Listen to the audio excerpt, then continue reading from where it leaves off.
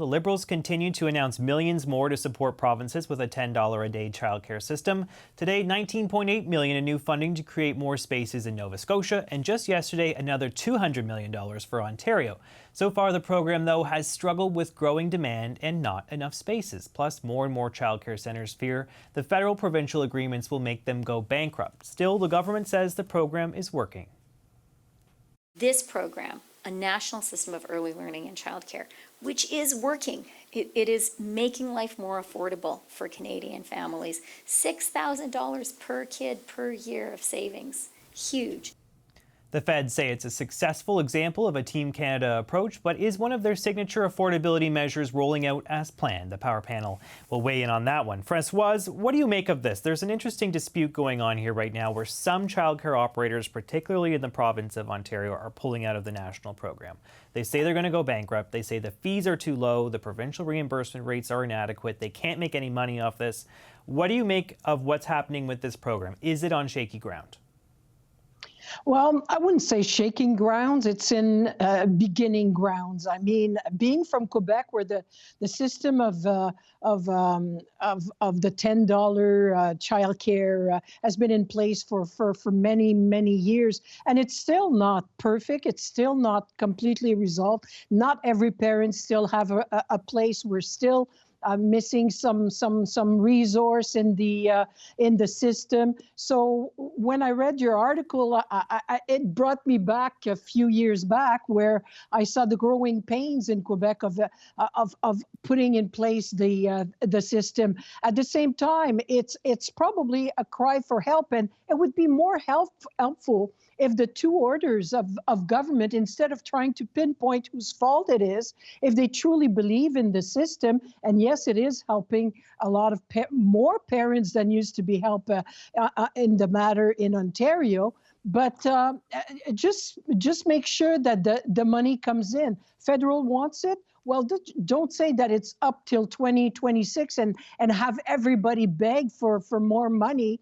in a couple of years, because a lot of those places, they have to pay their staff, they have to make it work, and it's not easy, but it's growing pains. We lived it in Quebec, still not over, and if you believe in this system, well, stick around. Emily, stop me if you've heard this before.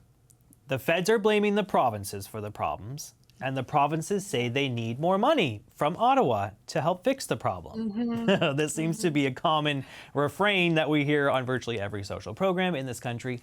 What do you make about where things stand right now with childcare? Well, the thing is, there's been deals struck with some provinces that didn't like the policy at the first place. And so there is not everybody in the system wants the change to happen. And I'm just talking about the provinces. There's also, some of the people who just like the old system better, especially daycare providers as well. And so there's people who are just maybe also just not collaborating as much as they could, as well as issue in how the delivery of the program is handled. But there is a way in which, if people didn't like the idea of a childcare program, they're just basically pick at the straws of how it's being delivered as a way to not just deal with how the policy is being implemented, but just to essentially recreate the debate on the policy itself. And we do need to call this out as it is happening. And also, I think that Christopher Freeland needs to, let's put it this way, admit that there are some issues when they are, and correct course, instead of pretending that everything is okay. And that would actually really help bring the trust back into the system. For example, in Quebec, we've had issue with supply for years where parents sometimes are on a wait list. That doesn't mean that there is also not amazing statistics coming from Quebec in terms of women's ability to participate in the workplace that is way higher than everywhere else in Canada, and that we do not see that it is more affordable to become a parent in Quebec.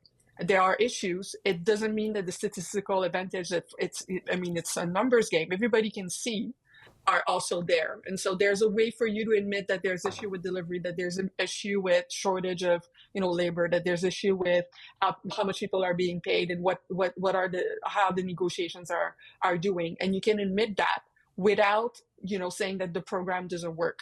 And I wish Chrystia Freeland was better at doing that. That's something that she's having issue to do with a lot of issues, actually, just admitting that things are not perfect.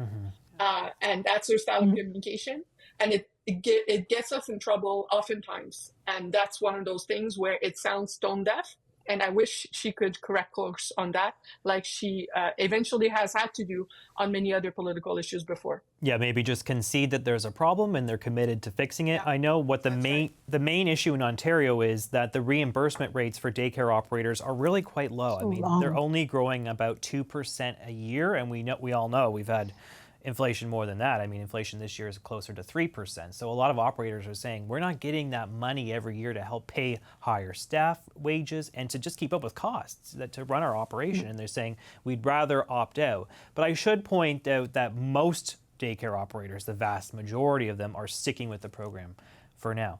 Vandana, what do you make of the Conservatives, though, pointing to some statistics from Statistics Canada, which are interesting and they do inform this conversation? A lot of parents are reporting that it's actually harder to find childcare now than it was 5 years ago. And we also have some Stats Can data that shows fewer infants under the age of 1 are actually in childcare right now than there were in 2022. They say that this is the reason why it's a failure. What do you make of some of those stats? Does it tell us that it's just hard to get spaces, that it's really a function of that? No, I think exactly what you said. I think, this shows the success of this program. I think when the government put this program in place and they thought about it, they knew that there would be a pent-up demand for this program.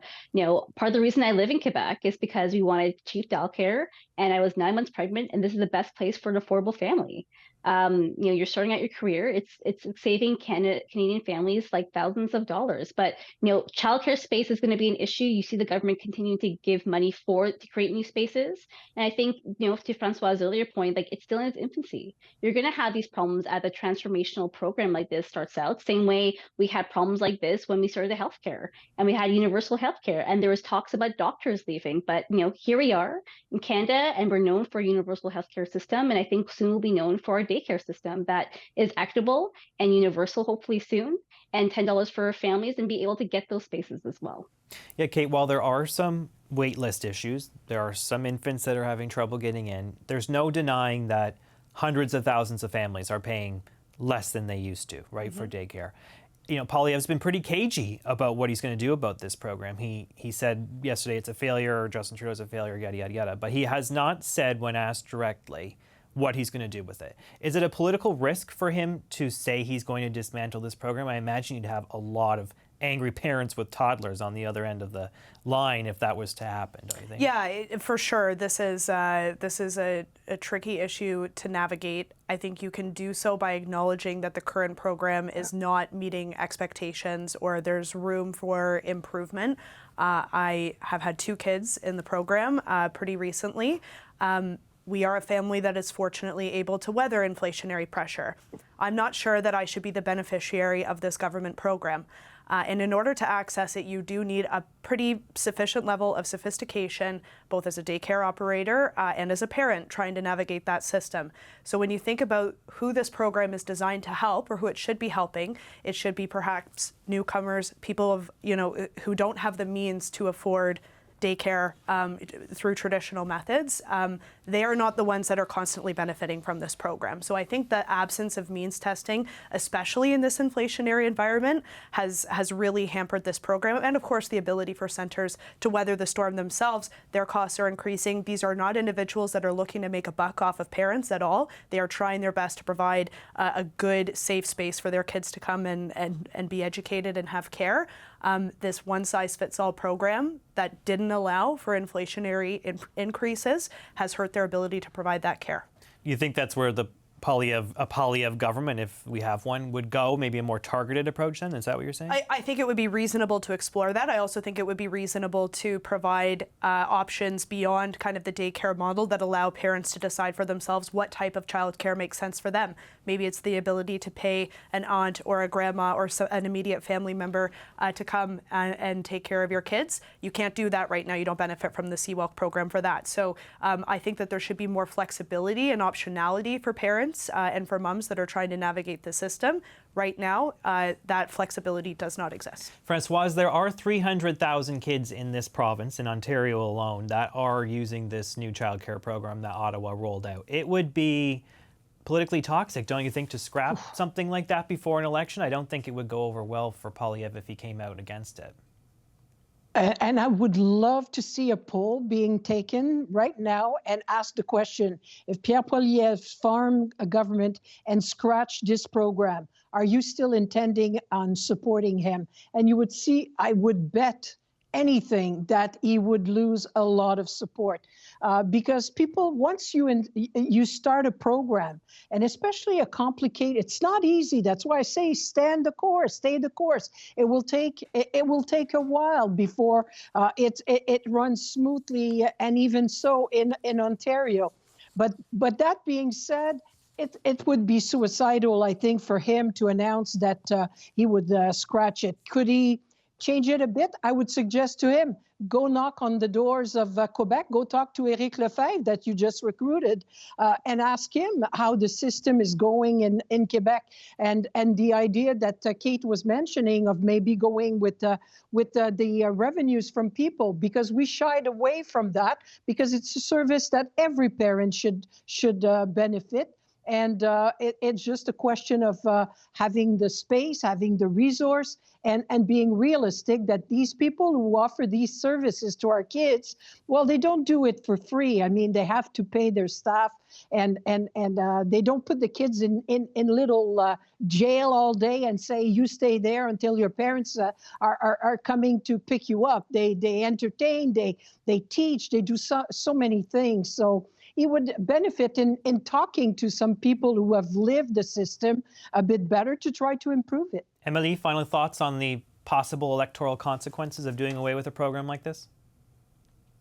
I mean, it would be terrible, but I'm just going to say something else of what your question is. Actually, two things. One, the system ought to be universal, just like healthcare ought to be universal.